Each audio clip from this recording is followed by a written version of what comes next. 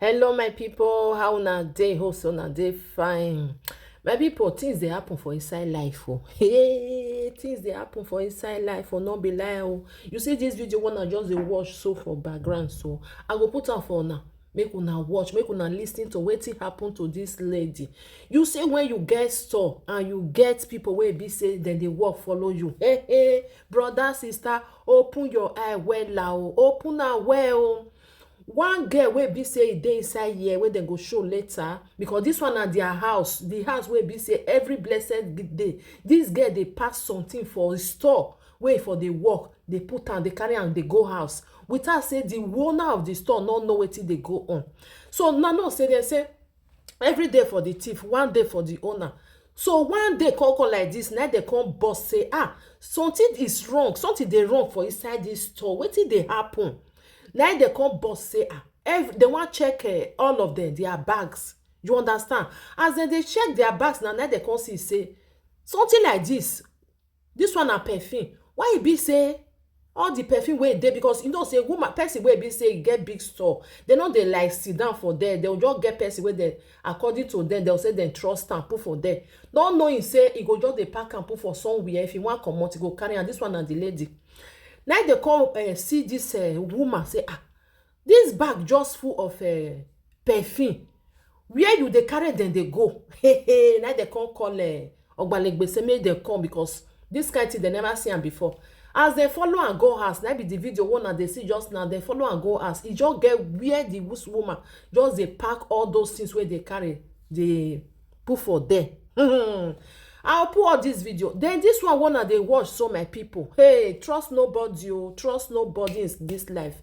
These two people they see. So this person now friends, now a friend na ikbaya.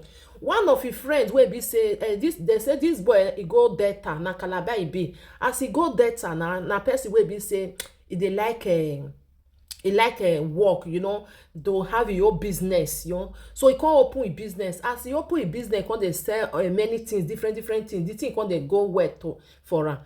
So he can't get one friend where be say he get, can't they tell her, you know, all those things. So he want open another store. You know, say some people be like that. They sabi do business. If you give her 100,000, that 100,000 go turn to 300,000.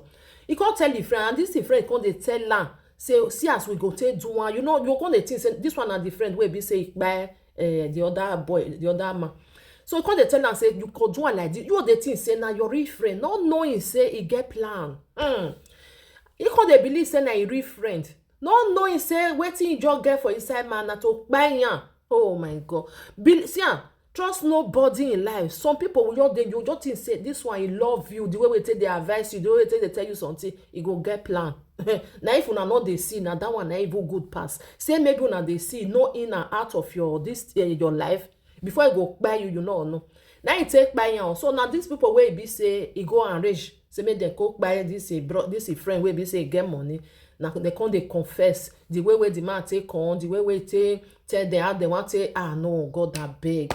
This life it be balance. So now people wey dey na no balance. So people wey dey fear them, because nobody to trust, even your own blood brother self, even your own pikin self. How you want to do? Now God na dey help us you. Make you no get brother wey be say e dey like that jealousy go dey, or pikin wey be say go dey jealous you, or your friend wey dey say na your friend make no come dey jealous you. If he buy you because of say God just bless you, no be lie. Oh, he just buy you for nothing.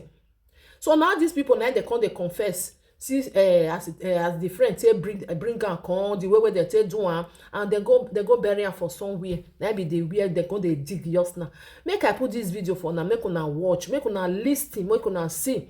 More than not forget, this video is 2-in-1. Help me to love and like and share for me. Leave your opinion also. Just pray for God. May you not jam that kind bad person where you dey follow they go. You dey think say na your friend, say anything you fit tell them. They buy and they cut his head. Now this thing I dey. Oh, Baba God, na go help his children, because we don't know where we dey waka they go. We don't know wetin we don't think say this person na my tight friend. Now bye for now. May I put the video more and listen, more and watch. God bless you all. So all of you that are saying the goods is now up to 30 million, see their room. Can you see their room? Can you see their room? She has display room. Her sitting room is display room. Inside her bedroom is store. You know, when you have display room, you have store. This is what we are packing. Can you see that sack? That sack is up to 25 sack that we packed. You said it's not over. It's over 30 million. This is our room. There's one place that you will see her face. And she felt as in there's not any sign of remorseful or anything. There is even one place, before we even detect that there's a room, she tried to sit down and block the entrance so that they will not know that there's another room. See all what we are packing from that place. If you see the carton of smartwatch, if you see how, in fact, I don't know what to say because only see the perfume that we see inside his house. Sorry. See, crop the news. See, Nebras, Ayati. See, crop the news iconic. Egba mi ere lo mo je. See, camera.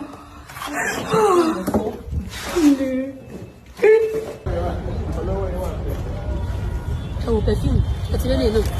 Perfume. Ọ̀dọ̀ ta kan ni wà ní jádúgbò ọjà yìí. Eléyìí gan ti tó gbá tán, 1.5 ti tó gbá tán. Ẹ̀dùn náà, ẹ̀rù gan ò tẹ̀ báyìí. Ṣé tí àwọn ají nǹkan gidi tó bá tó táìmù kan, tí yẹ kó súyàn.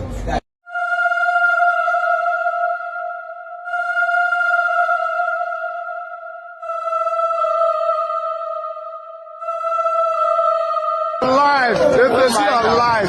Look at this family. See alive. See alive. See alive. See alive.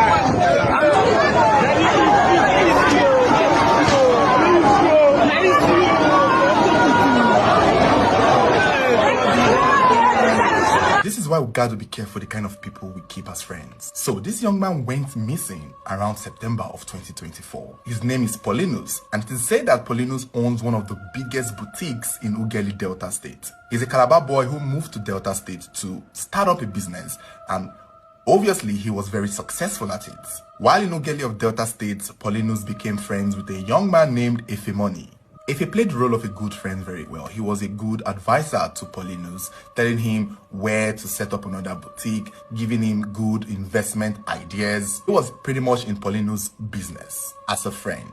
Although it's unclear how long they have been friends, but it is believable to think that they have been friends for quite a while because he is the closest friend of Paulinus. However, around September or October, it was reported that Paulinus vanished. No one had heard from him.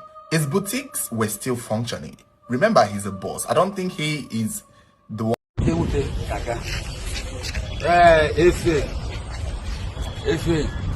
carry his friend come. He say his friend, say he present his brother. He say he present his brother die for Yahoo matter. It's okay. He got to give us money, say we will go kill her for Babolawo place. So my brother come carry the money, go kill the Babolawo. So the Babolawo, what if he does so, he not coffee killer. Now he come again. Now he talk say the person not fit die yo. He say make I go collect he say make I go call my brother come. So we go lay kind of go meet us from where we do. We say we here. Small time, he don't call us say he don't just say come where beach. Beach. Come from outside. When the car come finish, okay, we got what of the motor? We with the Osage with the Sunday, we go carry the motor, go Jeremy Road. Jeremy Road that side. After the now we come to go. When we come finish, then my brother pull rope for his neck. Move your brother. Yeah. When he put it in me, he said he was there. If he did there, I went to put the rope so.